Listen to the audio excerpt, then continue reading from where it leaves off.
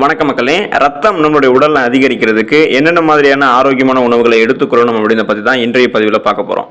பொதுவாகவே இன்றைய காலத்தில் ரத்தம் சம்பந்தப்பட்ட பிரச்சனைகள் வருகிறது. அனைவருக்குமே இருக்கு இந்த பிரச்சனைகள். உடல்ல ரத்தம் குறைவாக இருக்கிறதுக்கு காரணம் இரும்பு சத்து குறைபாடும் ஒண்ணுதான். உடல்ல ரத்தம் குறைந்தா மூச்சு திணறல் ஏற்படும், தலைவலி, சோர்வு போன்ற பிரச்சனைகள்லாம் ஏற்படும். ரத்தம் குறைவாக இருக்கிறத நம்ம ரத்த சோகை, அனீமியா அப்படின்னு சொல்லிட்டு சொல்றோம். நம்மளுடைய உடல்ல ரத்தத்தை அதிகரிக்கிறதுக்கு என்னென்ன மாதிரியான ஆரோக்கியமான உணவுகளை சாப்பிடணும் அப்படின்றத பத்தி தெரிஞ்சுக்குவோம். அதை பார்க்கறதுக்கு முன்னாடி இந்த வீடியோக்கு ஒரு லைக் கொடுத்துட்டு இந்த தகவலை உங்களுக்கு தெரிஞ்சவங்களுக்கும் ஷேர் பண்ணி விட்டுடுங்க. இது போன்ற அப்டேட்ஸ்களை நீங்க தொடர்ந்து பார்க்கறதுக்கு நம்மளுடைய ஹெல்த் நியூஸ் தமிழ் சேனலை சப்ஸ்கிரைப் பண்ணி வச்சுக்கோங்க. பக்கத்தில் பெல் பட்டனையும் கிளிக் பண்ணி ஆல் அப்படின்ற ஆப்ஷனையும் மறக்காம செட் பண்ணி வச்சுக்கிட்டீங்க அப்படின்னா நான் போடக்கூடிய எல்லா அப்டேட்ஸும் உங்களுக்கு நோட்டிஃபிகேஷனோட அடிக்கடி வந்து சேரும். சரி வாங்க மக்களே, இப்போ வீடியோக்குள்ள போயிடலாம்.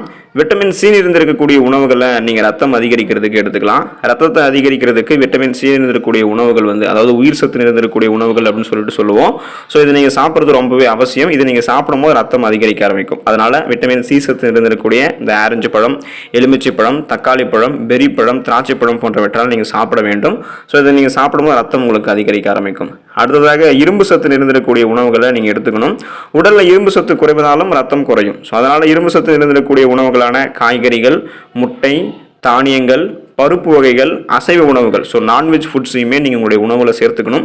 இதனால் உங்களுடைய உடல் ரத்தம் அதிகரிக்க ஆரம்பிக்கும். இரும்பு சத்து கிடைக்கிறதால ரத்தம் உங்களுக்கு ஆரோக்கியமான முறையில் அதிகரிக்க ஆரம்பிக்கும். ஸோ அதுதான் ரொம்ப முக்கியம். இரும்பு சத்து இருக்கக்கூடிய உணவுகளையும் நீங்கள் ஒதுக்காமல் உங்களுடைய உணவுகளை சேர்த்துக்கோங்க. ஃபோலிக் அமிலம் இருந்திருக்கக்கூடிய உணவுகளை நீங்கள் எடுத்துக்கணும். அப்போ உங்களுடைய உடலில் ரத்தம் அதிகரிக்க ஆரம்பிக்கும்.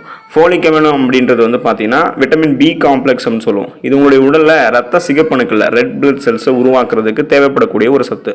ஃபோலிக் அமிலம் குறைவாக இருந்தால் ஹீமோகுளோபினுடைய அளவு குறையும். இதனால நீங்கள் இந்த ஹீமோகுளோபினுடைய அளவை அதிகரிச்சுக்கணும் அப்படின்னா ஃபோலிக் அமிலத்தை நீங்கள் எடுத்துக்கணும். ஸோ அதனால் ஃபோலிக் அமிலம் இருக்கக்கூடிய இந்த பச்சை காய்கறிகள், கிரீன் வெஜிடபிள்ஸ், அப்புறம் வேர்க்கடலை, வாழைப்பழம், ஃப்ரக்கோலி, ஈரல் போன்றவற்றையும் நீங்கள் சாப்பிடணும். ஸோ நீங்கள் வெஜ்ஜாக இருக்கக்கூடிய உணவுகளும் நீங்கள் எடுத்துக்கணும். நான்வெஜ்ஜாக இருக்கக்கூடிய இந்த ஈரல் போன்ற உணவுகளையும் நீங்கள் சாப்பிடணும். ஸோ ஃபோலிக் அமிலம் இருக்கக்கூடிய உணவுகளை சரிவிகித அளவில் நீங்கள் எடுத்துக்கும் போது ரத்தம் உங்களுடைய உடலில் அதிகரிக்க ஆரம்பிக்கும். ஹீமோகுளோபின் போன்ற பிரச்சனை குறைவது போன்ற பிரச்சனைகள்லாம் எதுவும் இல்லாமல் அனிமியான்னு சொல்லக்கூடிய ரத்த சோகை போன்ற பிரச்சனைகள்லாம் உங்களுக்கு குணப்படுத்தப்படும், வராமலும் தடுக்கப்படும்.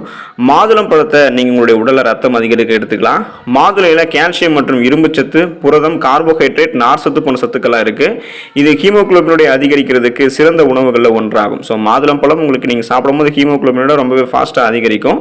அதனால் நீங்கள் தினமும் பார்த்தீங்கன்னா மாதுளம் பழத்தை ஜூஸாக குடிக்க ட்ரை பண்ணுங்க. உங்களுடைய உடல் ரத்தம் சீக்கிரமாக ஏறணும் அப்படின்னா நீங்கள் மாதுளம் பழத்தை ஜூஸாக குடிக்கலாம். அல்லது நீங்கள் வாரத்தில் 2 நாள் அல்லது 3 நாள் நீங்கள் இந்த மாதிரி மாதுளம் பழம் தொடர்ந்து எடுத்துக்கொள்ளும் போது உங்களுடைய உடல் ரத்தம் அதிகரிக்க ஆரம்பிக்கும். பேரிச்சம்பழத்தை நீங்கள் ரத்தம் அதிகரிக்கிறதுக்கு எடுத்துக்கலாம். பேரிச்சம்பழம் ரத்தத்தில் ஹீமோகுளோபினுடைய அளவை அதிகரித்து இரும்பு சத்தையும் நமக்கு கொடுக்குது. ஒரு நாளைக்கு நம்ம 3 பேரிச்சம்பழம் சாப்பிடணும். ஸோ சர்க்கரை நோய் இருக்கிறவங்க அந்த பேரிச்சம்பழங்களை சாப்பிடாம தவிர்க்கிறது நல்லது.